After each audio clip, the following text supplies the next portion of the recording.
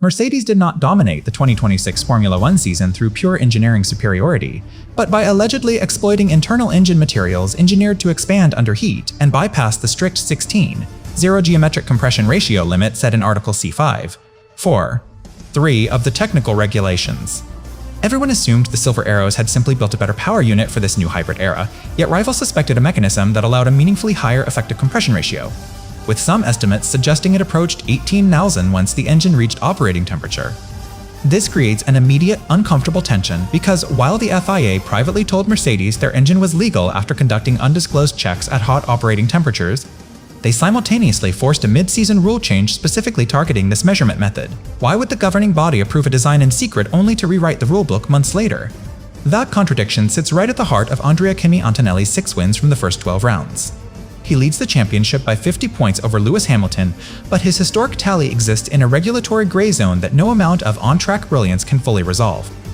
The controversy hinges entirely on thermodynamics rather than static geometry.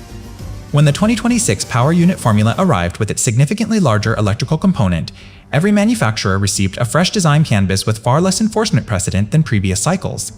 Rivals like Honda, Ferrari, and Audi formally challenged Mercedes, arguing that measuring compression only at ambient temperature created a loophole wide enough to drive a championship lead through. The allegation is that components were designed to be compliant when cold and non-compliant when hot, effectively hiding performance behind a thermometer reading. But here is where the narrative fractures in a way few expected. While outlets like Motor Biscuit framed this as the 130 DC loophole delivering a suspected 10 to 13 horsepower advantage, GP fans published a separate investigation explicitly titled around evidence that disproves the compression allegations. We are not dealing with a settled fact, we are dealing with a genuine editorial and technical split where specialist media cannot even agree on whether the advantage existed at all. So what do we actually know versus what remains fiercely debated? The FIA statement confirmed via ESPN notes that a significant effort has been invested in finding a solution to the topic of the compression ratio, resulting in a compromise where measurements occur in both hot and cold conditions from June 1, 2026 onward. From 2027, only the 120 DC operating condition will matter, yet the magnitude of any alleged advantage remains unconfirmed by officials. Those 10 to 13 horsepower figures are rival and media estimates, not FIA findings. The governing body addressed the measurement fix without ever quantifying a performance benefit or applying retroactive penalties. This means Antonelli's 219 points stand untouched regardless of which side of the technical argument you accept. The open loop here is not whether Mercedes won races, they clearly did. The question is whether those victories were achieved within the spirit of a regulation that the FIA felt compelled to change midstream, or if they represent exactly the kind of clever interpretation that defines top-tier motorsport. Until we unpack the specific timeline of how this dispute moved from private paddock whispers to a unanimous e-vote among all 5 power unit manufacturers, we cannot understand why the youngest driver to ever lead a world championship stands atop a foundation that half the grid believes was fundamentally flawed. The technical crux of this dispute lies in the physical behavior of metals under extreme thermal load, a factor that Article C5.3 failed to account for when it originally mandated measurement only at ambient temperature. Engineers understand that aluminum alloys and steel components do not maintain static dimensions when subjected to combustion chamber pressures and temperatures exceeding 100 degrees Celsius. If Mercedes selected specific metallurgical compositions with higher coefficients of thermal expansion for pistons or cylinder liners, the geometric volume of the combustion chamber could shrink dynamically as the power unit warmed up. A cold measurement at 20 degrees Celsius would show perfect compliance with the 16:0 limit. A hot measurement at operating temperature might reveal a completely different reality. This is not speculation about illegal parts. It is an allegation about legal parts behaving illegally under conditions the scrutineers were not initially checking. Rival manufacturers did not arrive at this suspicion through espionage or leaked documents. They deduced it from performance deltas that simply did not align with known fuel flow limits or electrical deployment strategies. When your own dyno simulations predict a certain lap time deficit based on equal compression ratios, and the actual track data shows a deficit significantly larger than predicted, you begin questioning variables outside the standard model.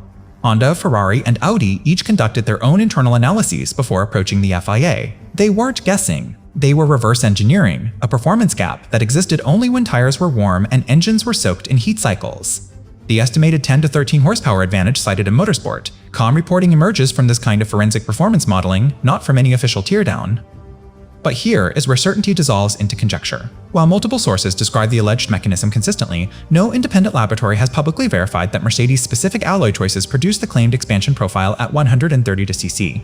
The FIA's private legality findings suggest their own hot temperature tests either did not replicate the rival's modeled expansion, or found the expansion fell within an acceptable tolerance band that the regulations did not explicitly prohibit.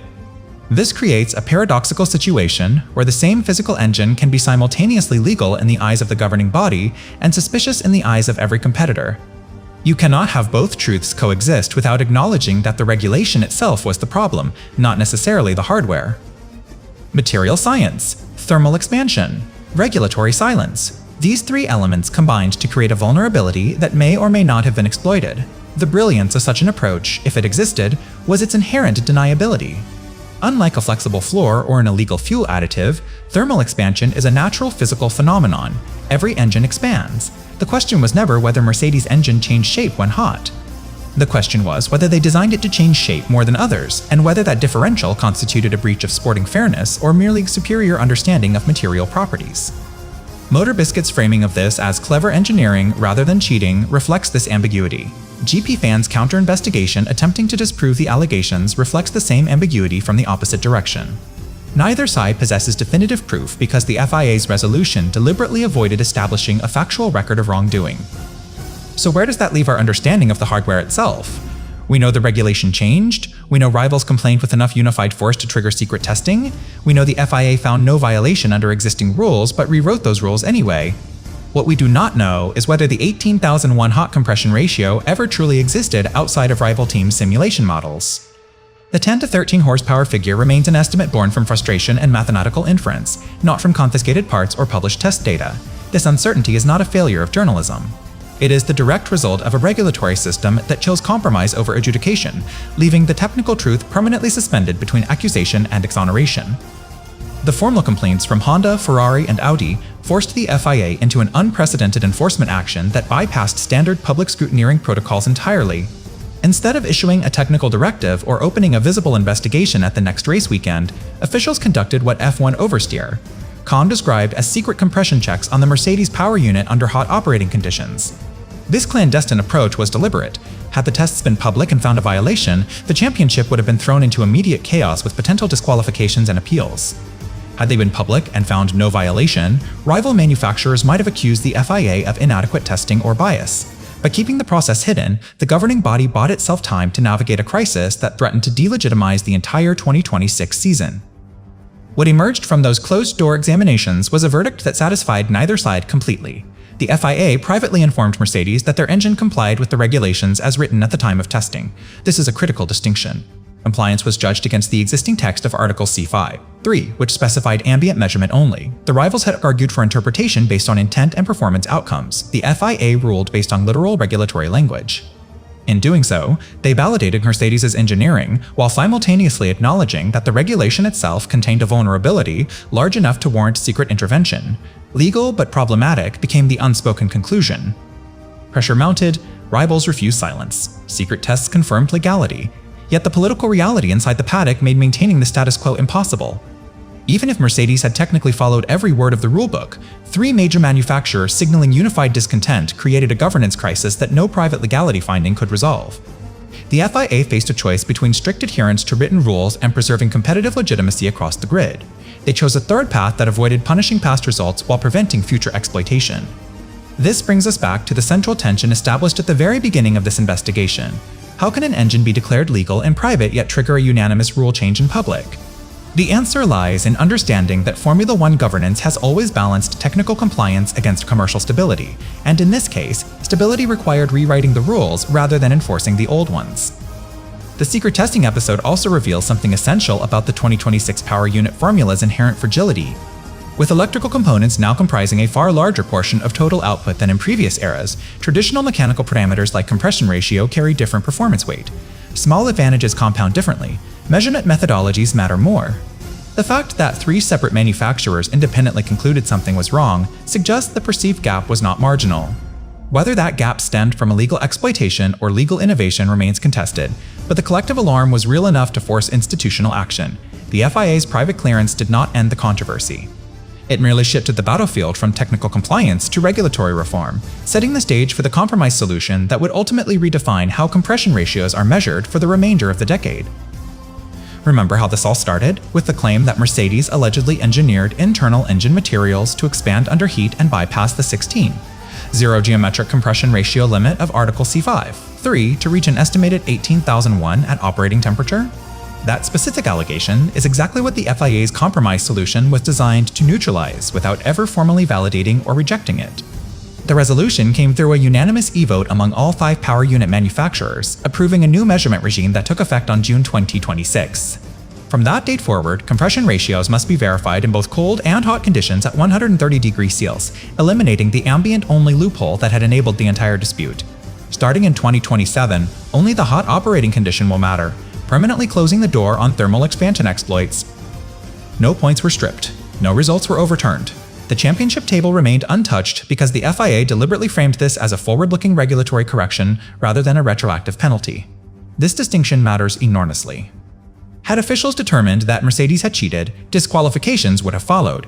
Instead, they treated the situation as a rules clarification prompted by technological evolution, not sporting misconduct.